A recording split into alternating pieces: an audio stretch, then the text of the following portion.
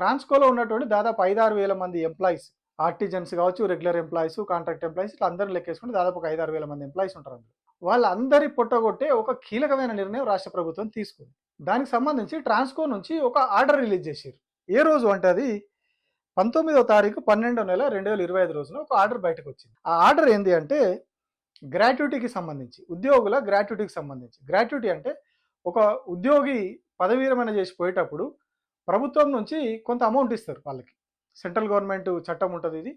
వాళ్ళు ఇన్ని రోజులు సంస్థకి సేవ చేసినందుకు గాను వాళ్ళకి కొంత అమౌంట్ ఇవ్వాలనేది ఒక రూల్ ఉంటది. ఇప్పుడు ఇందులో కేంద్ర ప్రభుత్వ చట్టం ప్రకారం ఒక్కొక్క ఉద్యోగికి 16,00,000 ఇవ్వాలి. వాళ్ళు పదవి విరమణ చేసి బయటికెళ్ళే రోజున వాళ్ళకి 16,00,000 రూపాయలు గవర్నమెంట్ నుంచి రావాలి.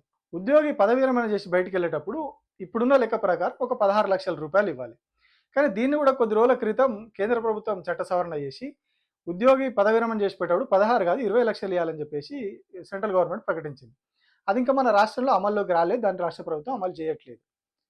సో మరి అది అమలవుతుందని ఉద్యోగులు ఆశగా ఉన్న సమయంలో, అది వస్తదేమో అని ఆశగా ఉన్న సమయంలో రాష్ట్ర ప్రభుత్వం ఇంకొక షాకింగ్ నిర్ణయం తీసుకుంది. అదే ఈ 16,00,000 ఇచ్చే స్కీమ్‌ను కూడా హోల్డ్‌లో పెట్టేసింది. హోల్డ్‌లో పెట్టడంగా సస్పెండ్ చేసింది తాత్కాలికంగా.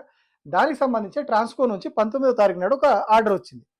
అదేంటంటే TG Transco IR payment of retirement gratuity to the employees appointed oblique absorbed and joined on or after 01/02/1999 and covered under EPF and MP Act 1952 and Employees Provident Fund Scheme 1952.